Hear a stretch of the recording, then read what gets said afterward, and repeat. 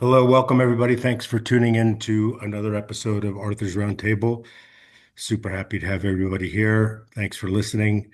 And Mark is our guest today, and he's in New York City, and super happy to have him and share his thoughts with us. And is it Tepsich? How do I pronounce it right? Tepsich, yeah. Pretend Tepsich. the H doesn't exist. Got it. So, Mark, thanks for being here. If you wouldn't mind just giving us a little background, your journey a little bit, and then what is interesting to you, and then we'll chat for a bit. Yeah, thank you, Arthur. Always great to chat, and I appreciate the opportunity here. My background, I started in the family office space in 2008, so right pre-global financial crisis. Certainly, family offices had existed at that point, but they were not.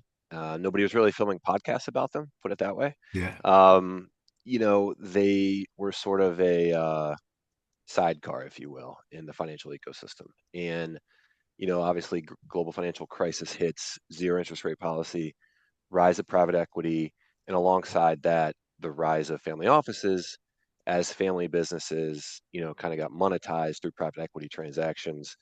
And so I've really seen the growth of the industry, over the past of the, nearly 20 years, but really since 2008.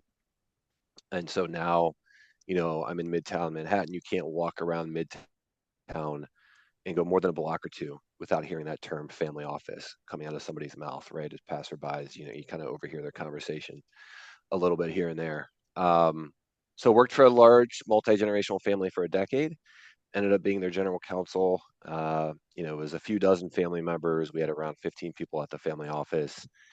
Was on for that family's liquidity event where they got bought out by a publicly traded asset manager, and then really wanted to be in New York. Had a couple year stint at an investment advisory firm to build out their family office solutions practice. Great experience. Different families with different balance sheets, personalities, philosophies, things like that. And then now I've been at UBS for 3 years, and so I kind of started out. I had a backwards career path. Started out at a family office and ended up working now for the largest global wealth manager. And so that's just sort of a testament to the industry that's been built up over the past 17, 18 years, right? And so you kind of don't see that. But my whole role here is to help families stand up an infrastructure around their wealth and their complexity to manage it like a business. More often than not, that is a family office. Who you're going to hire, it's how you're going to comp them, what are the services you're going to provide, not provide, what are you going to insource, outsource, what's the technology look like?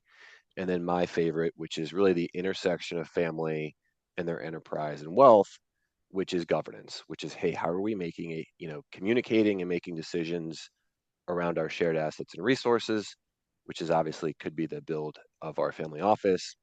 It could be a shared investment portfolio. It could be philanthropy.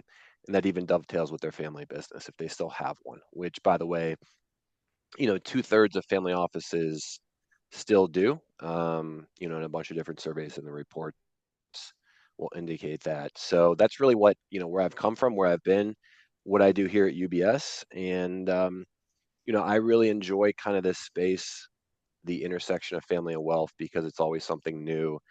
It's never necessarily about numbers, but the numbers are the backdrop.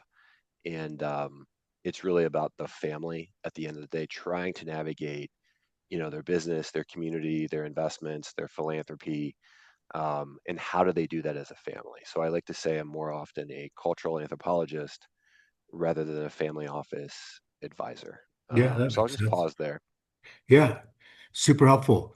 What have you found uh, in terms of how people seek out you and UBS to solve that problem? Is it through the asset managers that are seeking to manage their money, or are people coming to you independent of a relationship with UBS? How's that all work? Yeah, I mean it's probably frankly 95% coming through a UBS relationship somewhere, right? That's either a new relationship, through a financial advisor, or an existing relationship of a financial advisor. So, we meet, we're having conversations with a lot of existing clients, but also a lot of prospects. So most of the time is coming through. a UBS relationship somewhere. And, you know, there's usually, if they're looking for a new advisor, it's usually they had an inflection point, right? They sold a business, maybe they've outgrown their current advisor who may have been managing, 10 or 20 million, and now they've got to manage 500 million or a billion because they're sitting on, their business has now gone liquid. And so sometimes they need to sort of upgrade, right? And UBS has been great for me. It's great for our clients because yeah, we've got an investment bank. It's a big investment bank, but 70% of our revenues, give or take, come from the wealth side, which means we're really focused on the personal, we're focused on the family. We're not necessarily, most of our revenues do not come from the iBank, right? And that I think is sort of the distinction, which allows UBS to sink their resources into this side of the business and pay people like myself, which is just helping families stand up a family office, right? Which is a fairly unique role across the financial ecosystem, at least at our competitors and big banks. Yeah, I find that to be true. There's often everything is driven by AUM, which totally makes sense because someone has to get paid, right? They have to Hmm. figure out how to pay you. What is there anything is it fair to ask that when you're seeing in your example someone wanting to upgrade, is the aside from the numbers and the money, is there anything that stands out that is pretty consistent in what you find people are interested in solving? We talked about family governance a little bit. Is that it? Uh, is there, Yeah, it's kind yeah. of I all over mean, the place, I understand, in terms of, people have different fact patterns, but is there anything that is consistently interesting or worth sharing with the group that you find people are seeking to talk about? yeah. To your point, that it is sort of all over the place. There's a couple themes. I think one is, you hear about this great wealth transfer. I think that is one of them in the essence that, hey, my dad's or my mom's financial advisor worked for me, and he or she's been great, but I just kind of want my own, right? And so that also extends to the family office space. So, I was in a meeting earlier where the individual was like, you know, the way my mom and dad th- did things through the family office and through the advisors, that's been fine, but it's not going to work for me going forward. And so you see this concept almost of user experience where, this is probably, I don't know, 10 to 20%. So it's not huge of families coming to us that are like, hey, I'm splitting off from my family office and I may only represent 20 to 30% of the capital, but is still substantial. I need to form my own family office, right? So what does that entail? Who should I hire? Sometimes they already got somebody in mind who they're going to hire. So I see a little bit like that. The other is this inflection point that I mentioned earlier. So it could be on the heels of a liquidity event where they've got an advisor, or again that value is trapped in the family business, and they realize that they've outgrown that advisor, right? They just need a different approach. And it tends to be a more holistic approach. And, listen, we bank one out of every two billionaires in the world. And it becomes, do you want to rely on the advisor who's only seen this once or twice in his or her career? Or do you want to rely on a team that does this all day, every day? And again, that is the same thing, with your family office. And the other is, just so you've got liquidity events, which is often an inflection point. The other is, the next gen's kind of coming into their own, that drives it. And then the other is, hey, we've got one or two relationships. We're not looking to move 100% of the relationship, right? But we just need different capabilities and resources. Um, and sometimes that entails standing up a family office. And just to be clear, like, I would say 80% of the people I speak to are standing up their own family office, but some are choosing to outsource a lot of it. And so, okay, what does that look like? Right. And so I'm introducing them to external parties that can kind of run that back office for them. So most of it is family office driven, standing up their family office or evolve an existing one. But really those three factors, just, great wealth transfer, on the heels of a liquidity event, or they just need a different approach than the user experience they've been getting at their current advisor, lack of family office. Yeah, that makes sense. There was a time, and perhaps it's still true, where people wanted to have part of their wealth managed by a big institution like yours, for example, not just because of experience, but access to a balance sheet. Is that Mhm. still an important factor? Yeah, I mean, an important factor, is engaging with a larger firm is access to a balance sheet, right? It's leverage, it's debt, because a lot of these families are still business building and business owning families, and a piece of their balance sheet still is, it could be a concentrated position in a business they built, and that could either be private or public. And then it becomes how do we access or unlock some of that capital without, selling or or giving away the golden goose? And that becomes okay. Or Let's having think a about taxable event, right? Yeah. exactly. So we want to still participate on the upside, and we don't want to have, to your point, a taxable event, even if it's on a partial liquidity event. And so what, how does UBS play into that, right? Like what sort of leverage can you put and how do I access it? What does that look like? But yeah, the other is, you saw this big narrative about migrating towards the RIA space, over the course of the last 15 or 20 years.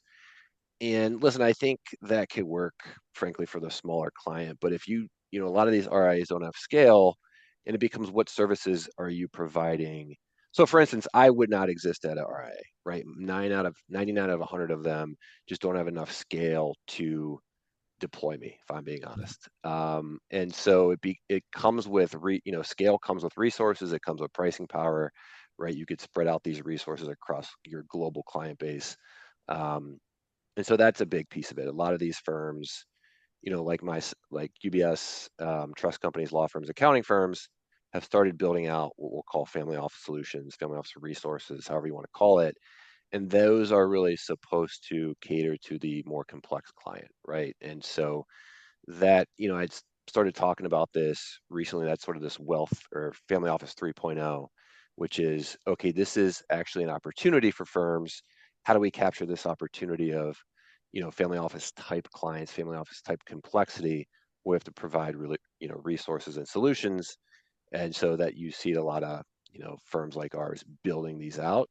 Um, and it depends on, can they remain profitable with that business model, right? Because a lot of this is sort of given away for free, if I'm being honest. Um, so that is another consideration. Can a firm that wants to build these in-house, build these type of resources, be profitable? Which is another key consideration for families, family offices, and really the banks in general. Yeah, we will see, right? See if they Exactly, survive exactly. through it. Um, there's been a lot of activity in the marketplace, people raising money to do back office technology for family offices. Sure you're familiar with them all, and that seems to be a trend. I think it continues. Is there something you can say about, uh, for example, just to be very direct, what UBS with their scale, ability, balance sheet, talent, and so forth can do uh, vis-a-vis the independent solutions out there for back office technology? Yeah, I mean, our approach to this, and you're exactly right. There's been, again, it's an opportunity for firms, commercial service firms, tech firms, to build a product to cater to large and complex families. And just sticking with the tech, for instance, right? So we looked at this, I don't know, 3, 4, 5 years ago and said, well, listen, are we really going to be able to compete against the likes of Adipar, right? Like a big bank? The answer is no. We went out and partnered with a firm that will operate Adipar for our clients, right? And so I'm not going to say we're a partner with Adipar, but we've got an enterprise agreement with them.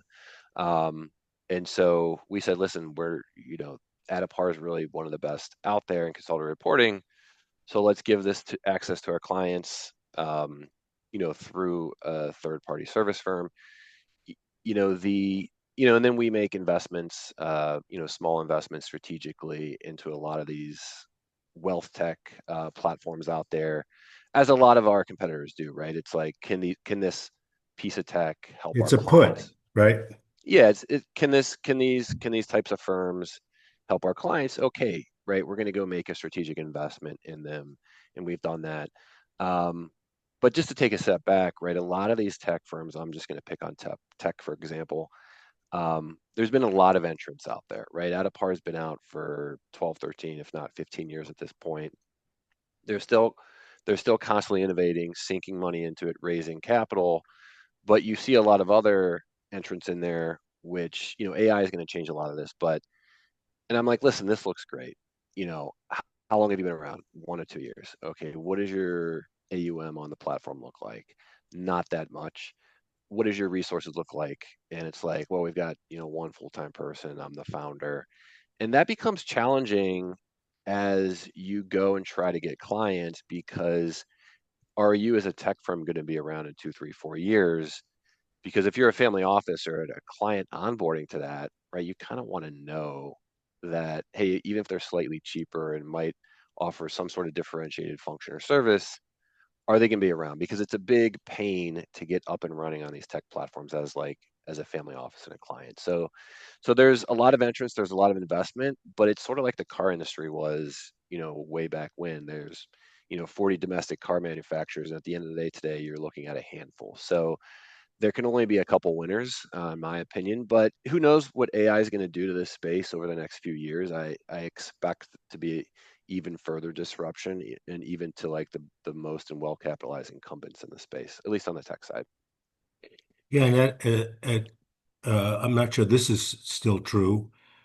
I'm interested in knowing whether it is and what your opinion is. There, a few years ago, maybe more than a few, the big barrier between getting off of somebody in the back room doing spreadsheets to do all the back office consolidation for family offices, the barrier to automate that and engage a wealth tech firm was that, wait a minute, the onboarding is tough, like you said, time consuming, and you're not, even though you can not necessarily be confident about the formulas in your spreadsheet, how can you get confident in the vendor doing it the right way?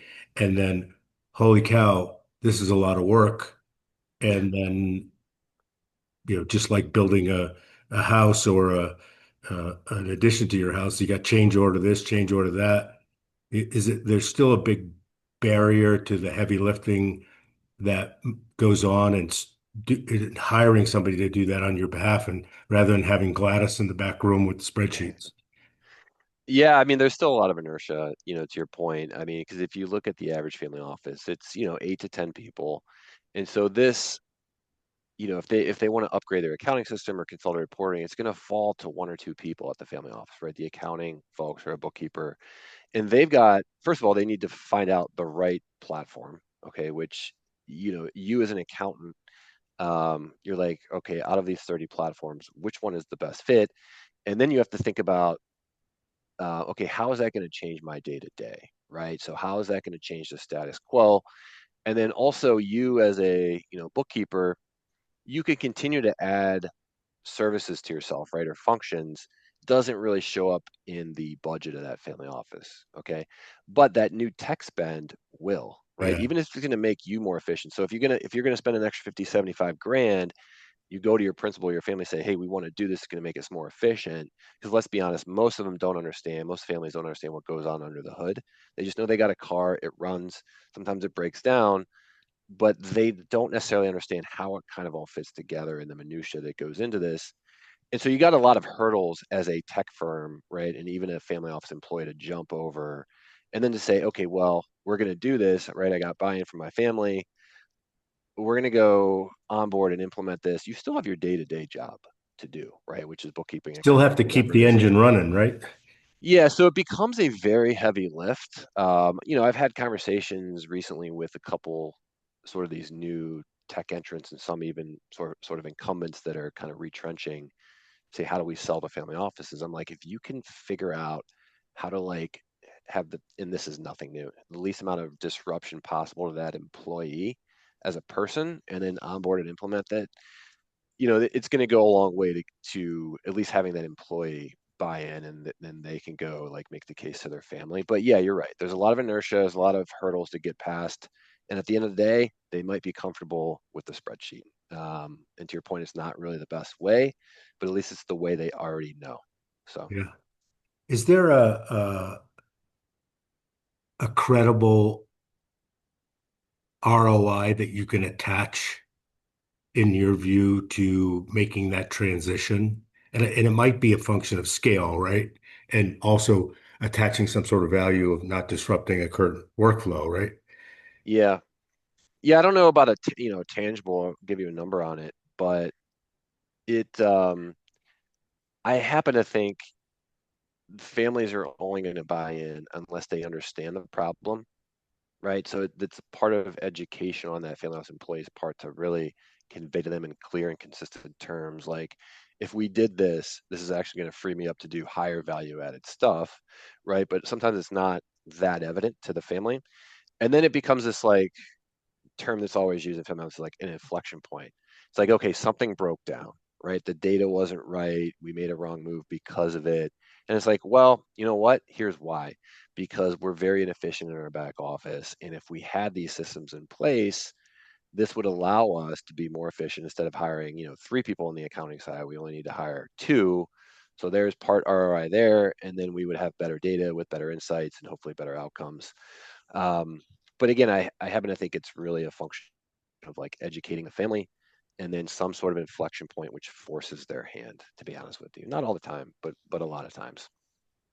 Yeah. And in terms of the things that you're talking to families about you're when they're considering you folks or just having that conversation with prospects, for example, is there a trend for people, whether it's the original people that made the money or the next generation, to seriously think about, and you're going to hear my bias in this, uh, okay, I've got all this money, it has to be handled, but what am I going to do with my life?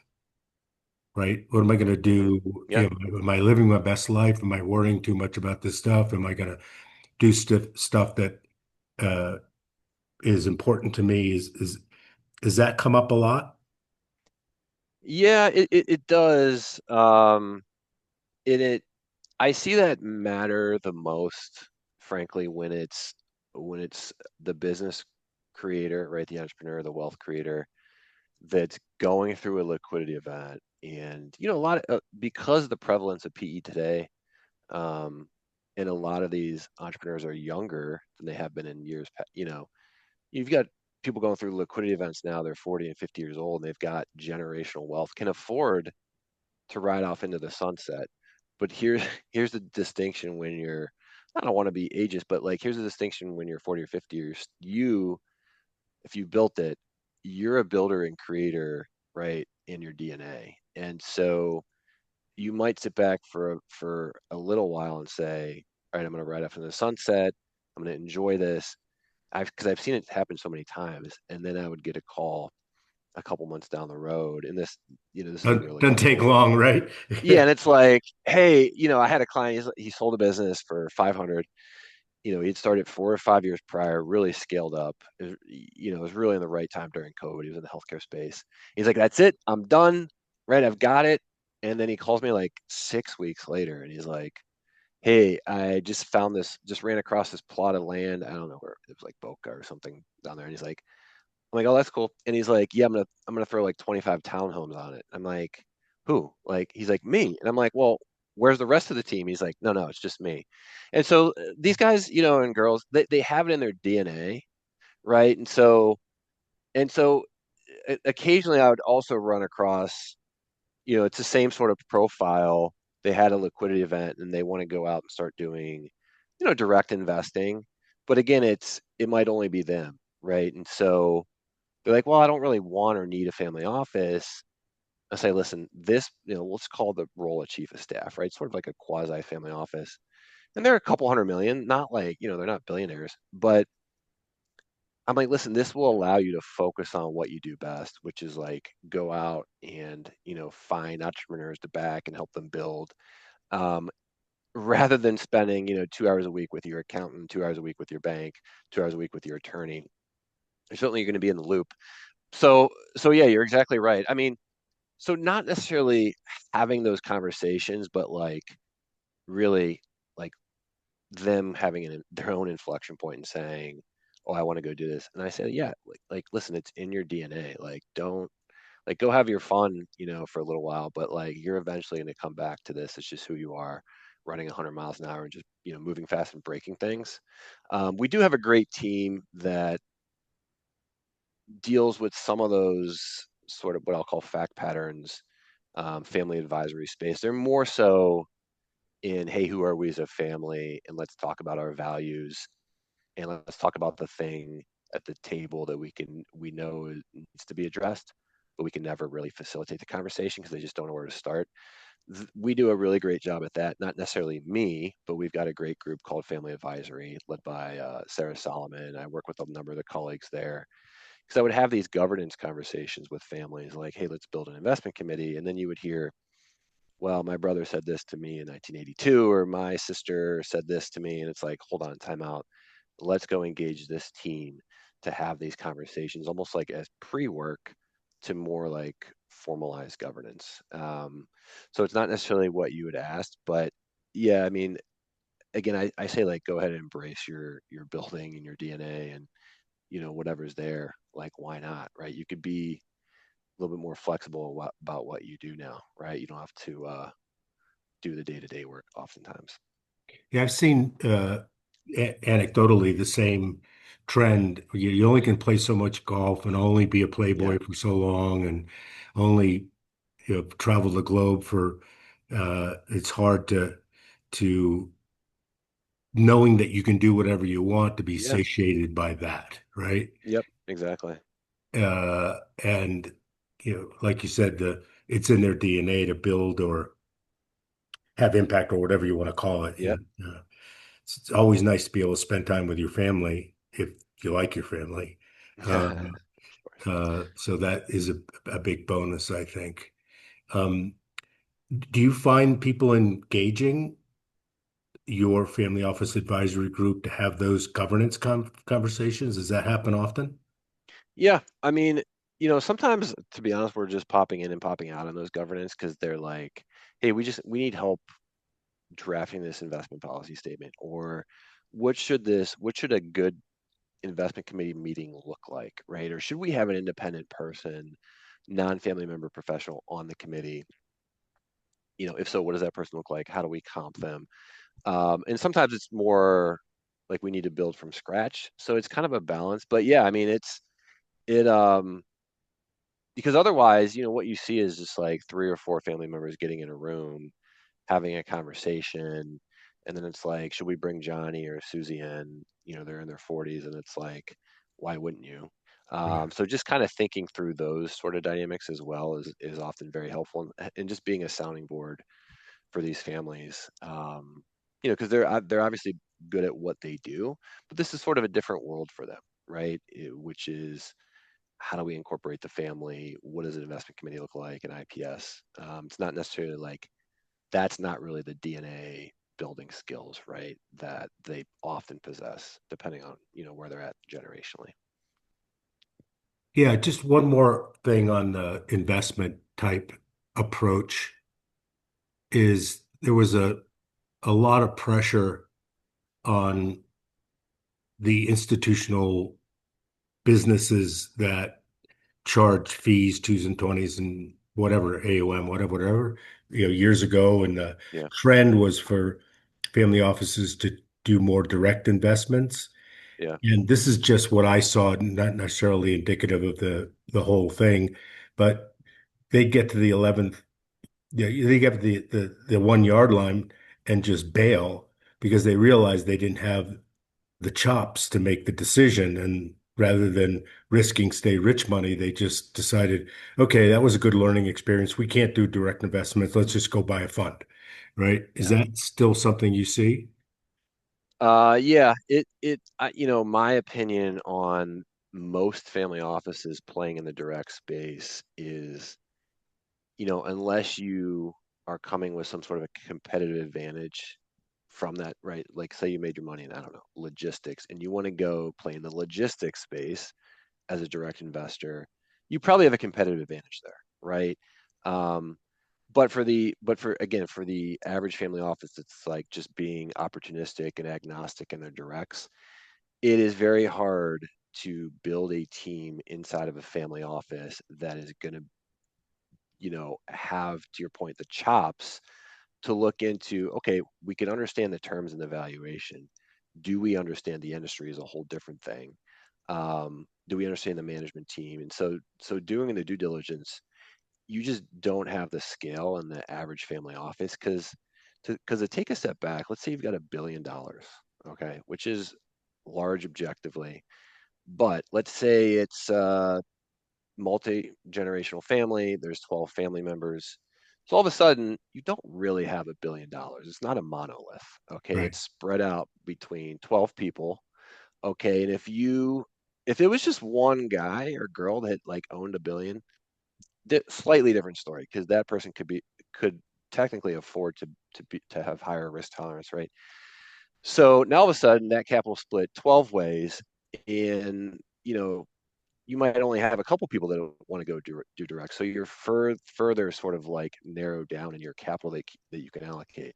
So if you want to have a regular portfolio with, alts, hedge funds, equity, fixed income, private credit, whatever, how much of that $1 billion do you have left? Okay. And by the way, once you go allocate it, you're out of Right. dry powder, because it's not like a typical PE fund where you're raising capital every couple of years and you're replenishing it. So you can't really build enough scale in the average family office. And so, yeah, a lot of them, because I see this story. I mean, I've been in the space for almost 20 years. I see this story. I meet a family office right when I was at the family office I worked for. It's like, hey, we just hired a couple people. We're going to go do directs. I'm like, wow, this sounds great. And then you talk to them a couple years later. I'm like, how many directs do you do? They're like, we did two, and then One went there to was the zero. We're recession. still not sure Yeah, about the other one, right? exactly. And so, I mean, I saw this even at the family office I worked at. They were always fun to do the due diligence, right? And it was like, what do we know about biotech? Absolutely nothing, Yeah. right? Like we're a bunch of finance folks and investment folks and legal and tax. So if you want to do this, go ahead, but we just can't underwrite it. So yeah, it's like, go and allocate the funds, right? At least they've got the scale most of the time to like deploy the people and build a team around and raise funds around. Um, but if you want to listen, if you want to go do directs here and there, I'm not saying don't do it, right? I would say just don't do it as a strategy, right? Because there's certainly reasons to do it, have fun, and support your friends or entrepreneurs in the community. But it's very hard, even if you've got $1 billion, to like build a team inside. So I always say like it's almost like the whole presumption of innocence. It's almost presumption of guilt in the direct investment space. Like, don't do it until proven otherwise, in my You're like opinion. like investing in a restaurant. Yeah. Exactly. Yeah. Do you think that and again I'm going to be disclose my bias aside from, and I'm not saying this because you're on the call, but I've had many people come to me and say, "Yeah, I just got this job opportunity with a single family office. They want me to fix everything and get their estate planning all tidied up and do all the stuff that they haven't been able to do." And I'm going, that's not a career path because once that you fix all that, they're going to look at the ROI on your $375,000 salary, and they're not willing to oftentimes compensate you in whatever success you might have in producing a good result in their investment portfolio. And so now they just dismiss you. And then what do you do, right? Um, Yeah. so it's interesting that at least from my perspective, I never thought that being the girl Friday or guy Friday in a single family office was a real good career path. It might be a nice way to support your kids for 5 years, but that's it.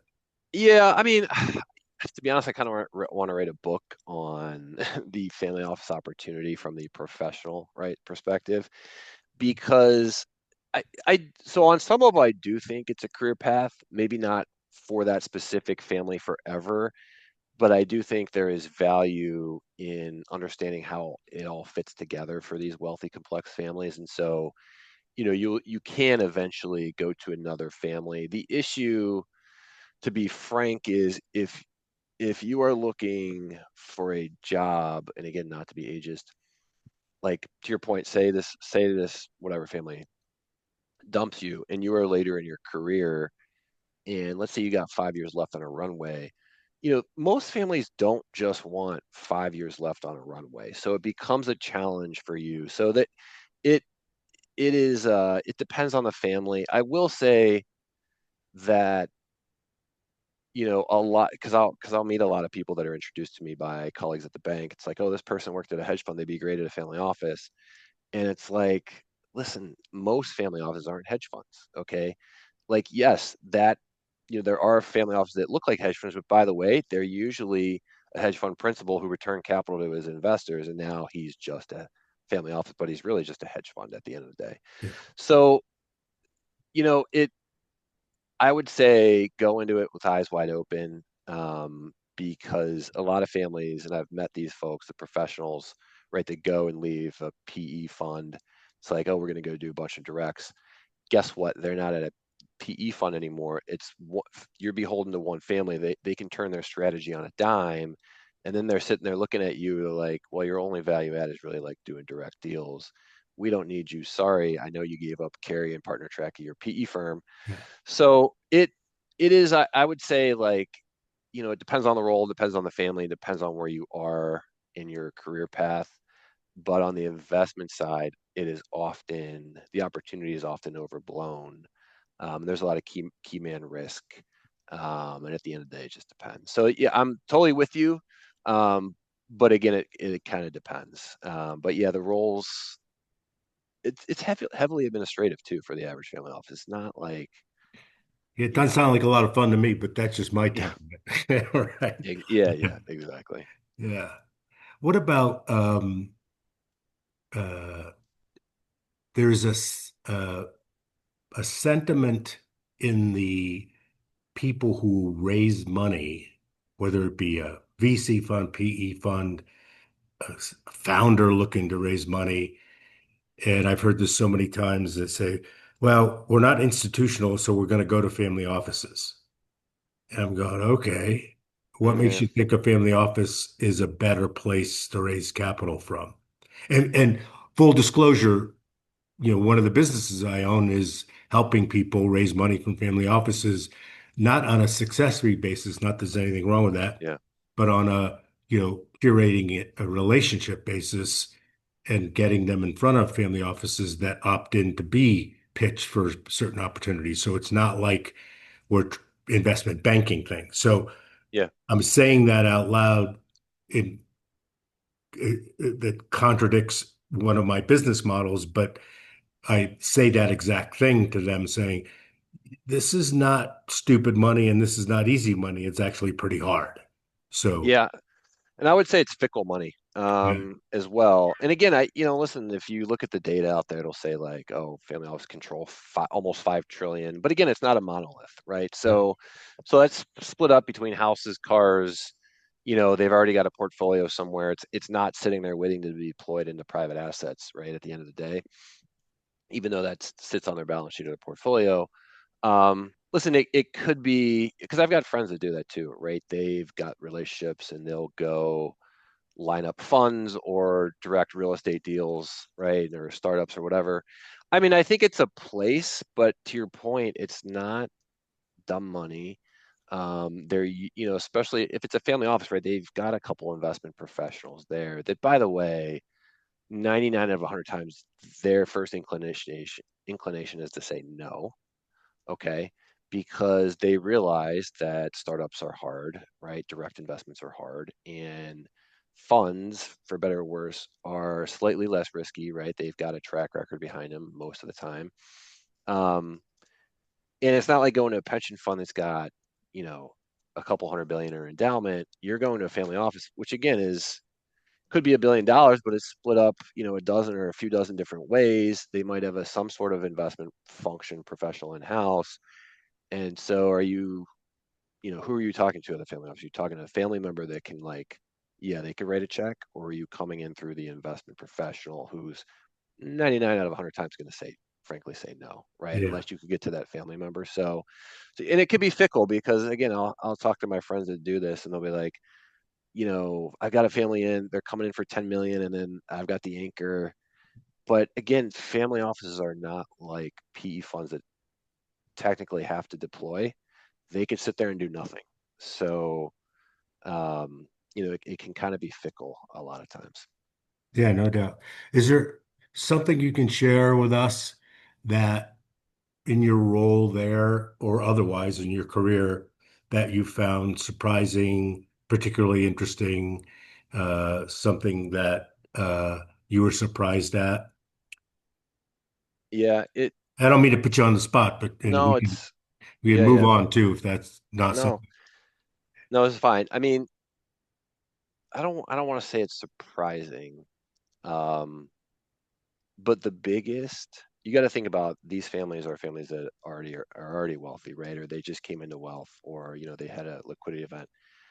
The biggest thing for them is it's not necessarily investments, even though it's going to be important to them.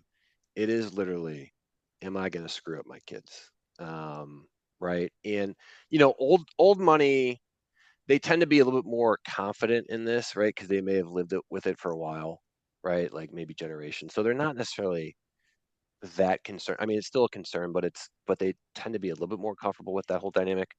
Um, and I'll give you an example of this too.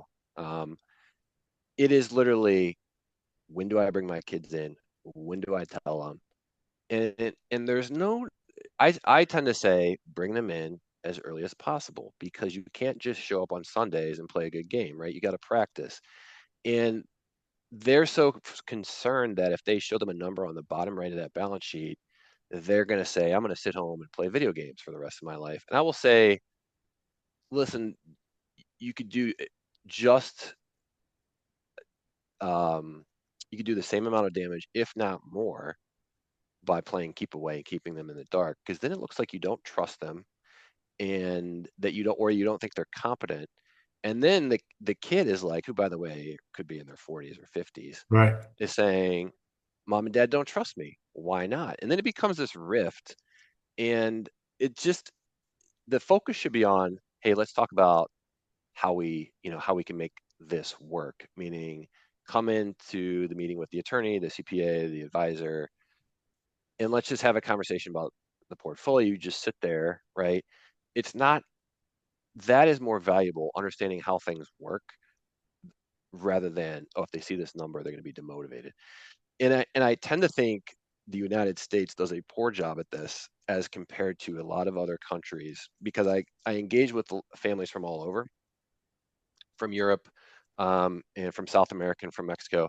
And when I'm speaking to those families, even the Middle Eastern families, there's multiple generations at the table. Here in the United States, it's like mom and dad at the table, or just dad, right? And you're like, well, where are the kids? Oh, their money's in trust. They're told to go live their life, or they're going to go make it or whatever, right? It's this like cult of the entrepreneur, right? Which is like, I built it, they didn't. I, I'm afraid of like how it's going to affect them, so we're just not going to bring them to the table. And families from other jurisdictions, I don't know, if it's that whole call of the entrepreneur or what, but families from other countries and other jurisdictions seem to be, even if it's newer money, much more comfortable in, this is a family thing. It's going to get to you at some point, and they just tend to be a little bit more comfortable in their own skin at that point. So that, to me, I don't want to say it's surprising. Yeah, it's super interesting though. Yeah. Yeah, but again, those are like their most important things, because the money's already there, right? Yeah. Like for the most part, they're already wealthy. Now it's like, man, I don't know how to handle this. I'm new to money myself, sort of, right? And like, am I going to screw them up? And it becomes like, I'm just going to get to this another day, right? And it Yeah. becomes like all of a sudden the kids are 40 and 50. Yeah. Many years ago, one of my first trust and estates lawyers shared a story with me, and he said, and he had wealthy parents, and he said, I wish they had told me because they chose not to because they worry about screwing me up. Yeah, I wish they had told me because the time and billing model as a lawyer sucks. right? And if I had the opportunity in the runway to become an entrepreneur, I may have failed, but at least I would have given it a try. And I didn't even know that it was an option. Yeah. And so, I mean, it was a little bit woe is me. I'm a lawyer and, I only Yeah. can make so much, there's so many billable hours. Yeah, it is a terrible way to make money, but and I know you're an attorney, so don't mean to Yeah. disperse your way. I'm not billing though. Yeah, So I that's mean great. it's a tough way to make a living. Uh, but he had said that would have given me at least a option, presumably, Yeah. to go down a different path and not be, stuck reviewing documents all the time, right? Yeah. I would agree with that, having been a former practicing attorney for sure. Yeah, yeah. So, well, I super appreciate you sharing all this. I think, Yeah, no, I appreciate the time as well. It's always great to chat with you. yeah, and I think the audience will super appreciate it, and uh, maybe we can do it again sometime. All right. Well, thank you, Yes. Arthur. Yeah, Look forward to catching up. you bet. Thank you, Mark. All Appreciate right. it. Thank Thank you, you. everybody, for joining us today. Take Thanks, care. everyone. Bye. Thanks. Bye.